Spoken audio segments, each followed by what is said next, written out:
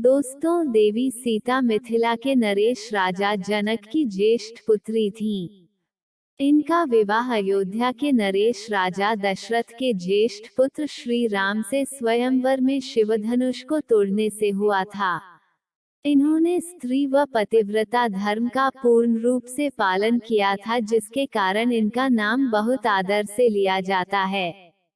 माता सीता, जिन्हें सीता या जानकी के नाम से भी जाना जाता है, हिंदू पौराणिक कथाओं में एक प्रमुख व्यक्ति हैं।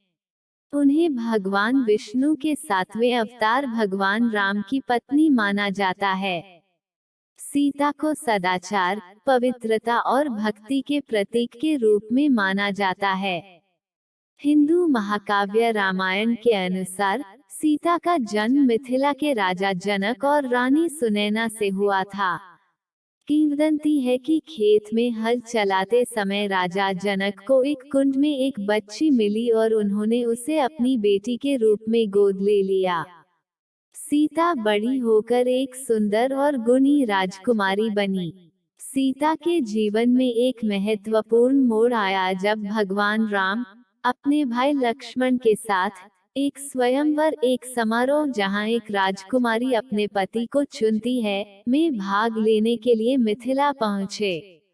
राम ने भगवान शिव के धनुष को सफलतापूर्वक तोड़ा और सीता ने उन्हें अपने पति के रूप में चुना।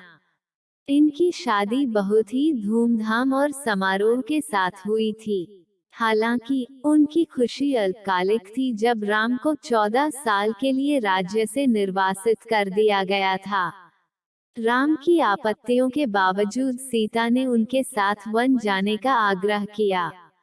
अपने निर्वासन के दौरान सीता को राक्षस राजा रावण द्वारा अपहरण कर लिया गया था और लंका, अब श्रीलंका में अपने राज्य में ले जाया गया था। राम ने हनुमान सहित अपने वफादार सहयोगियों की मदद से सीता को बचाने के लिए रावण के खिलाफ युद्ध छेड़ा।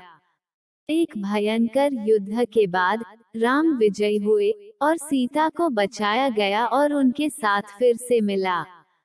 हालांकि राम की कुछ प्रजा में सीता की कैद के दौरान उनकी पवित्रता और वफादारी के बारे में संदेह पैदा हुआ। इन शंकाओं को दूर करने के लिए सीता ने अग्नि परीक्षा दी, जिसे अग्नि परीक्षा या अग्नि परीक्षा के रूप में जाना जाता है, जहां उन्होंने अपनी पवित्रता और राम के प्रति समर्पण को साबित किया। अपनी मासूमियत के बावजूद राजा के रूप में अपनी प्रजा की अपेक्षाओं से बंधे राम ने सीता को अपना राज्य छोड़ने के लिए कहा। राम के फैसले से आहत सीता ने ऋषि वाल्मीकि के आश्रम में शरण ली। वहां उसने अपने जुड़वां पुत्रों लव और कुश को जन्म दिया। वर्षों बाद जब राम ने एक भव्य अश्वमेध यज्ञ के दौरान अपने पुत्रों का सामना किया, तो सीता ने उनकी मां के रूप में अपनी पहचान प्रकट की।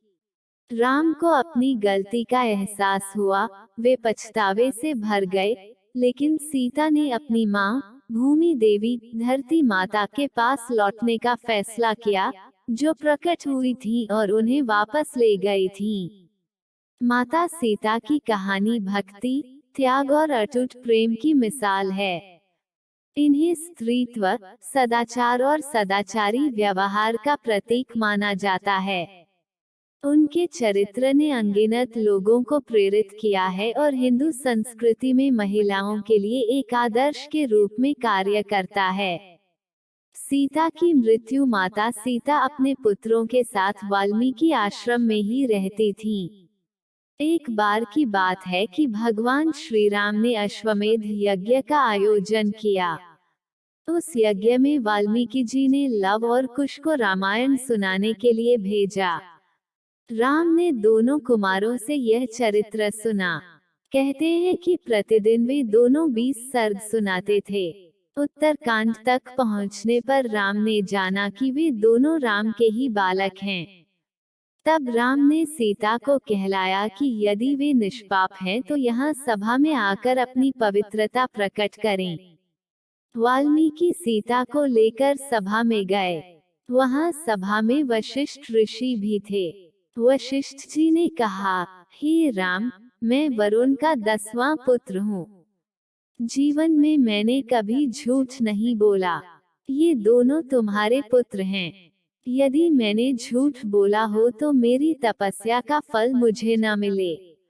मैंने दिव्य दृष्टि से उसकी पवित्रता देख ली है।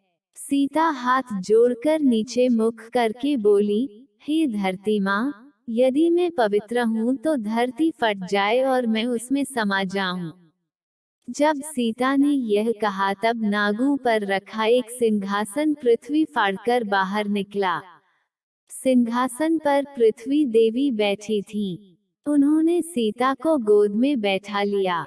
सीता के बैठते ही वह सिंहासन धरती में धंसने लगा और सीता माता धरती में समा गईं। हालांकि पद्म पुराण में इसका वर्णन अलग मिलता है। पद्म पुराण की कथा में सीता धरती में नहीं समाई थी, बल्कि उन्होंने श्री राम के साथ रहकर सिंहासन का सुख भोगा था और उन्होंने भी राम के साथ में जल समाधि ले ली थी। इन बातों का निचोड़ यही है कि आज की स्त्री भी सीता के पावन चरित्र की तरह ही सेवा, संयम, त्याग, शालीनता, अच्छे व्यवहार, हिम्मत, शांति, निर्भयता, क्षमा और शांति को जीवन में स्थान देकर कामकाजी और दाम्पत्य जीवन के बीच संतुलन के साथ सफलता और सम्मान भी पा सकती है।